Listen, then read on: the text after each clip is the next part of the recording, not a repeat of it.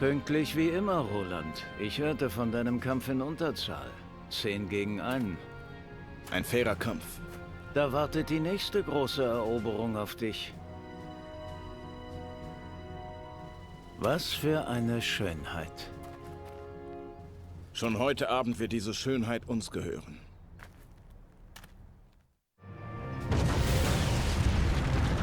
Die Tommys hatten unserem rheinländischen Mut nichts entgegenzusetzen. In 3 Wochen hatten wir Südengland erobert.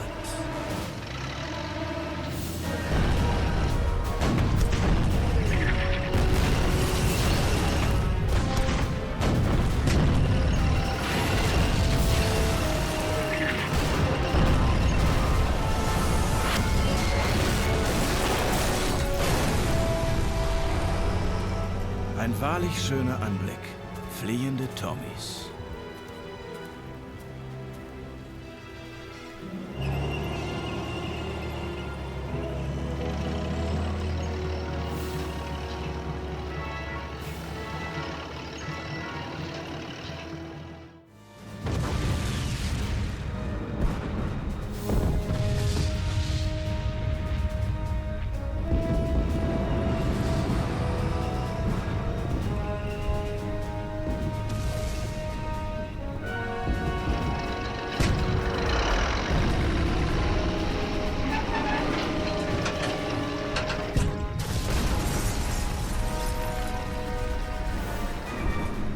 Willkommen, Roland.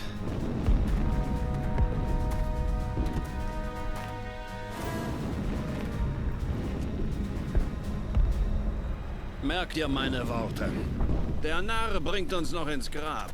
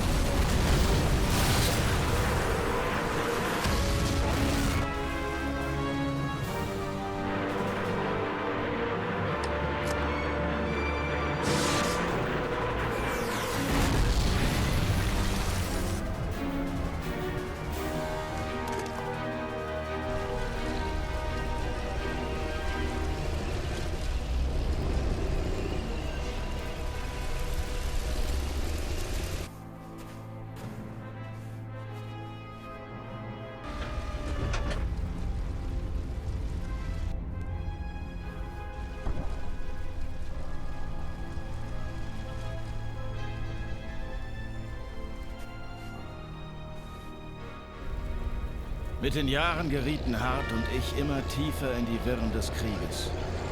Ich kämpfte an der Ostfront und er gegen diejenigen, die mich dorthin schickten. In diesen Jahren diente ich 2 Seiten. Es war nicht einfach, aber die Arbeit für Hart hatte auch einen Vorteil.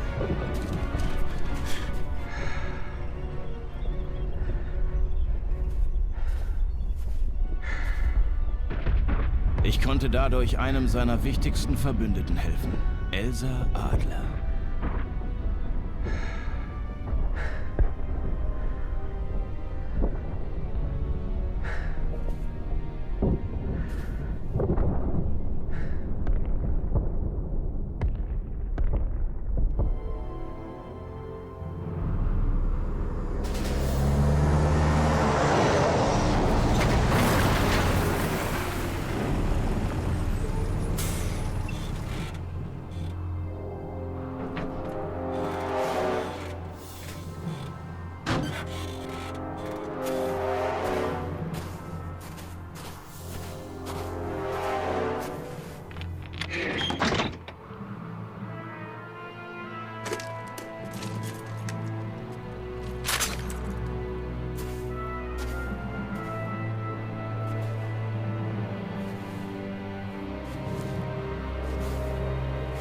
Erinnerst du dich noch an mich, Fräulein?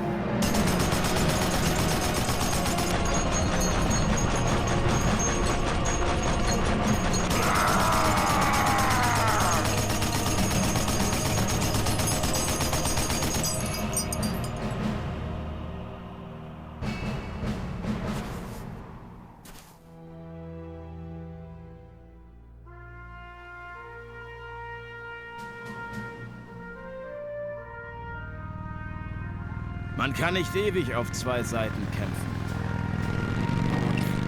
Ich dachte, dass der Widerstand etwas für Feiglinge ist und ich an die Front gehöre. Seit heute Nacht weiß ich jedoch, dass der Widerstand die eigentliche Front ist. Im Widerstand ist alles geboten. Ein hehres Ziel.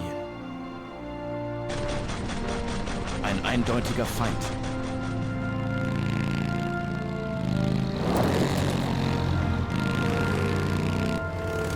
Und nicht zuletzt, Mädels.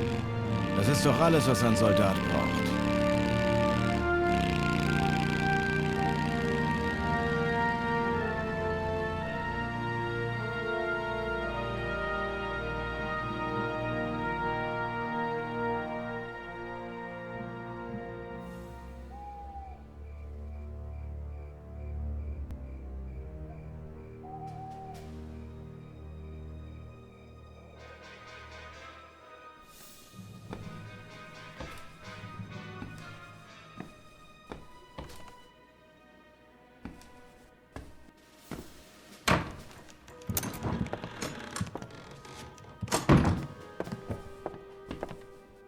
Die Russen führen etwas im Schilde. Du hattest guten Grund, dein Leben zu riskieren, Elsa. Die Dokumente enthalten Informationen über deutsche Kriegsvorhaben, Geheimwaffen und über uns. Uns? Ja, die Russen wollen die Briten und Amerikaner bestechen. Sie haben ihre eigenen Pläne für das Europa der Nachkriegszeit. Das darf nicht geschehen. Stalin will Deutschland ausradieren. Unsere Enkel werden Russisch sprechen. Wir müssen schneller als die Russen sein und Frieden mit den Briten schließen. Unmöglich. Die Briten werden keinem Frieden zustimmen, außer... Außer wir beseitigen ihren Führer.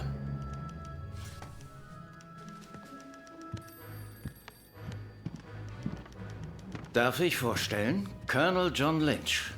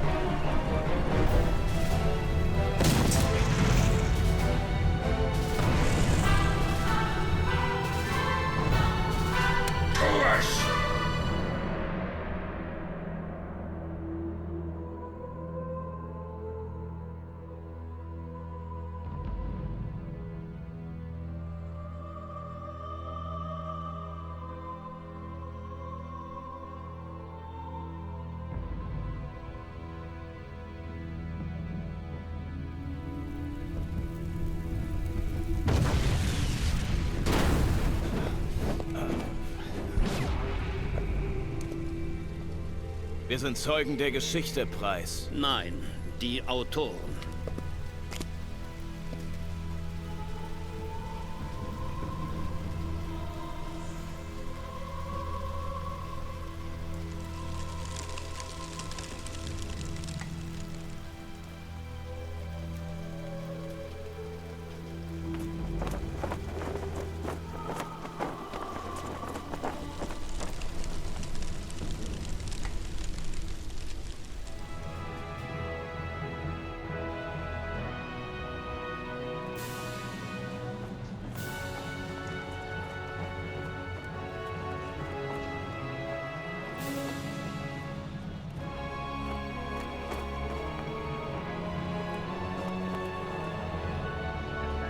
Werte Freunde und Landsleute, der Frieden ist in greifbarer Nähe.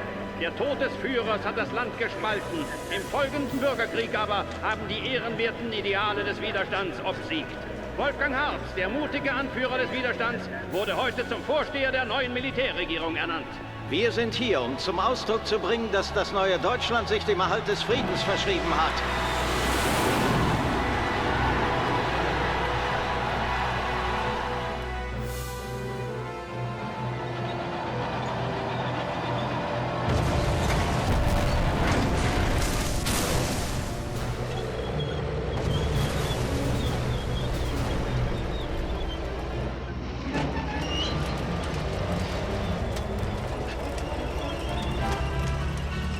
Der von Hart versprochene Frieden ließ allerdings auf sich warten.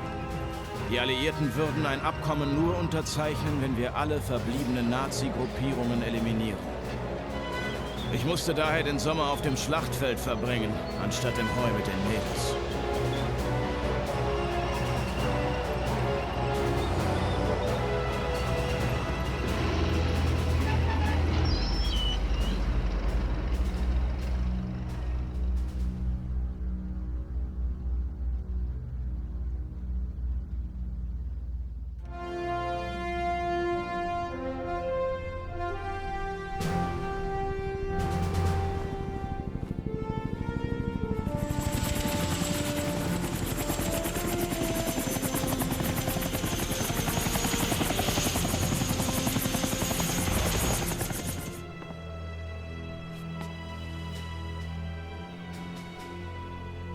Bastarde!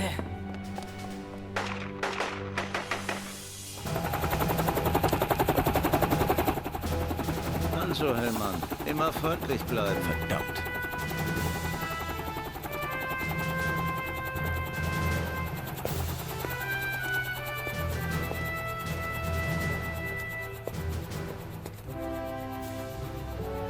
Vor nicht allzu langer Zeit haben Sie noch auf mich geschossen. Und sie auf uns.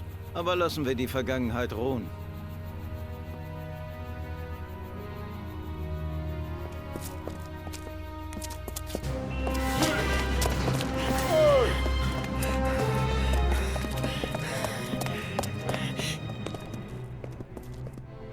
Ganz ehrlich, Wolfgang. Ich habe jahrelang davon geträumt, dieses Gebäude in die Luft zu jagen. Gut, dass Sie es nicht versucht haben. So spricht ein Soldat. Wir wollen jetzt dieses Abkommen unterzeichnen. Stopp!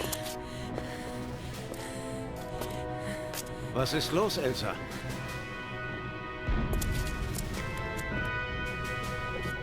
Dieses Geräusch würde ich sogar im Schlaf erkennen. Das sind russische Bomben.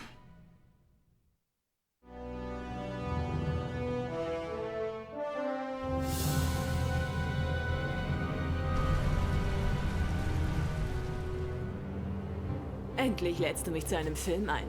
Hat jemand hier in Rubel investiert? Dann dürfte er reich werden. Lynch und die Amerikaner halten Polen.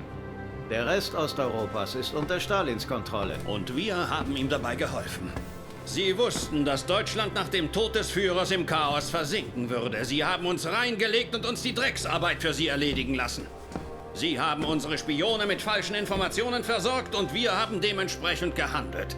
Wir haben ihn für sie ausgeschaltet. Und als wir dann einander an die Gurgel gegangen sind, haben sie das hier vorbereitet. Das heißt, unser Urlaub ist vorbei. Hellmann, Gegenangriff im Morgengrauen.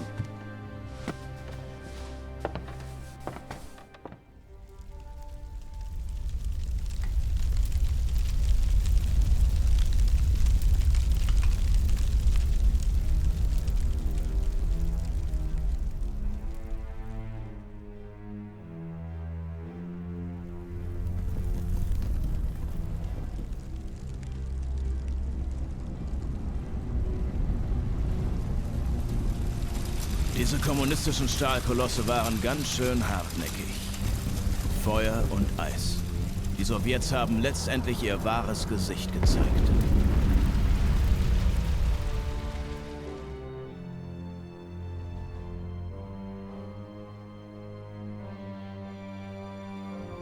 Diese neue Bedrohung hat Hart dazu veranlasst, das letzte Ass aus seinem Ärmel zu schütteln. Den Beweis für ein geheimes Waffenprogramm der Nazis. Ich habe das alles für ein Gerücht vergangener Tage gehalten. Heiße Luft in Stammtischgesprächen.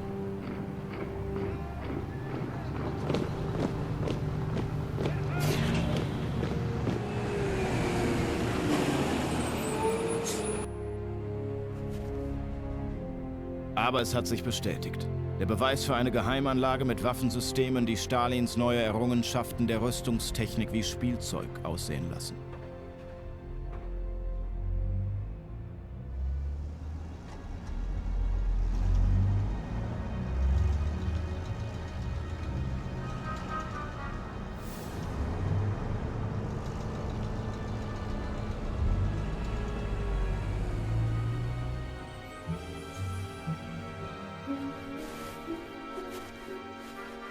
Preis hat Monate gebraucht, um die Anlage in Bergen in Norwegen aufzuspüren.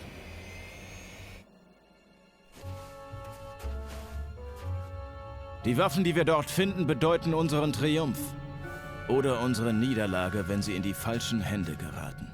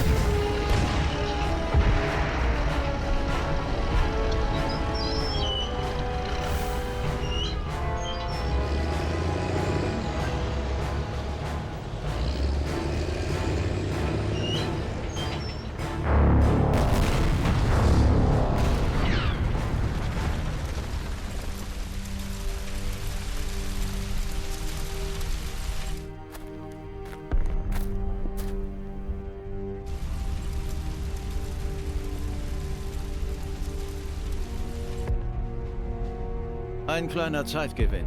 Das ist alles. Sie kommen wieder. Wir werden bereit sein.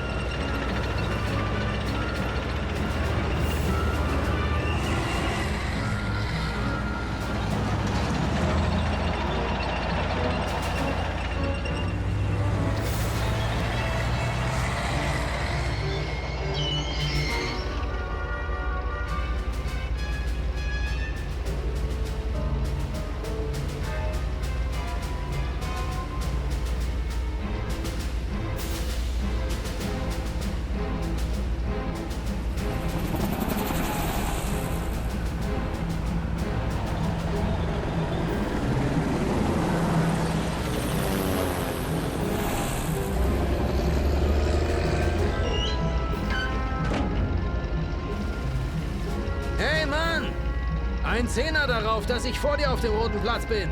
Wette gilt.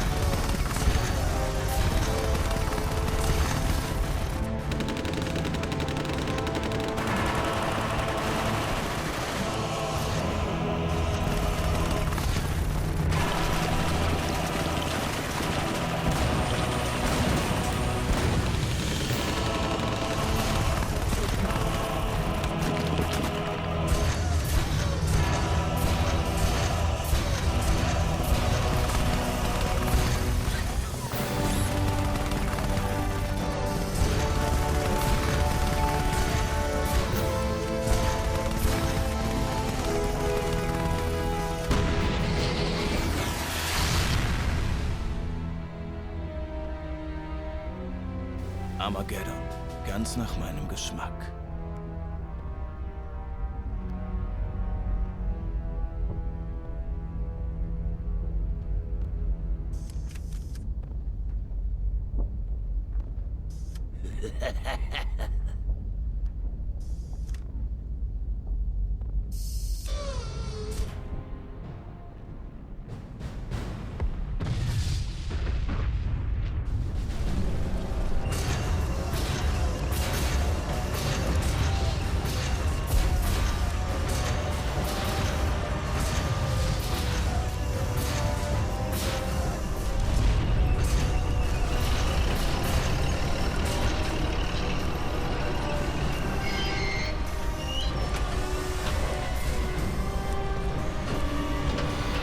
Fertig! Zielen!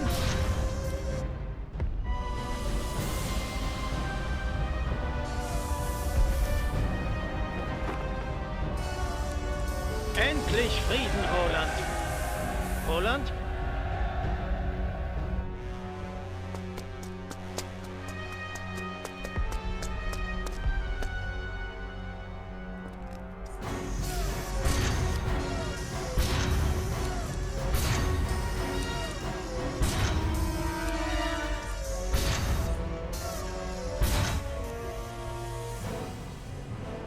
Elsa!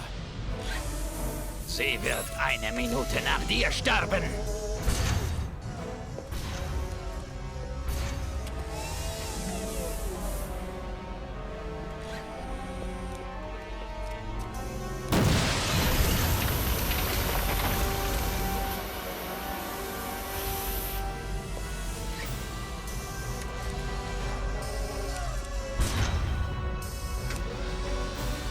Euer Plan ist gescheitert.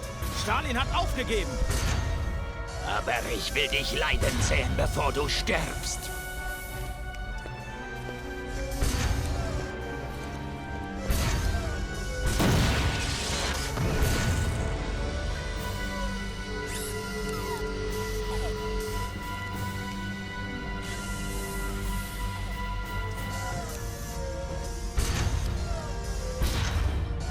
Deutschlands Elite. Lächerlich.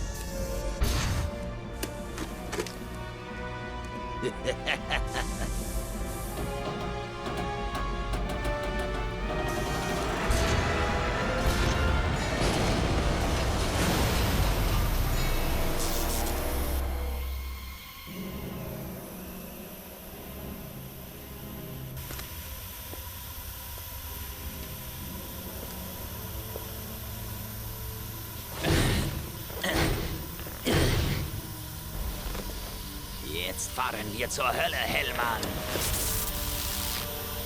Lauf, Elsa!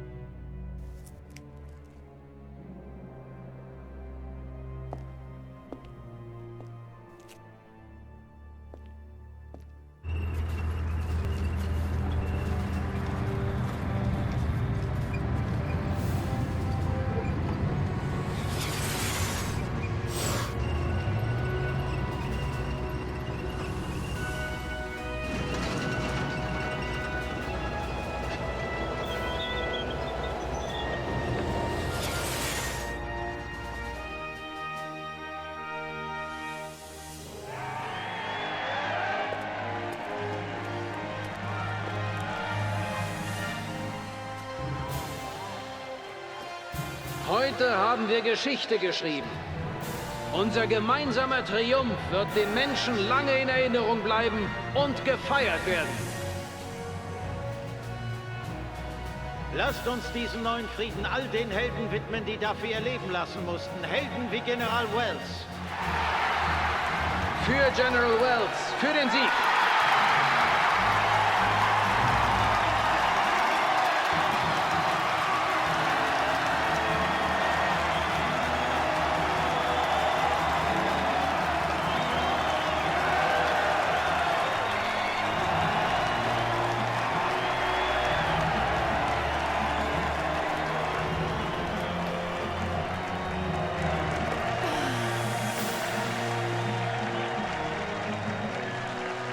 Noch irgendwelche Ausflüchte? Nein.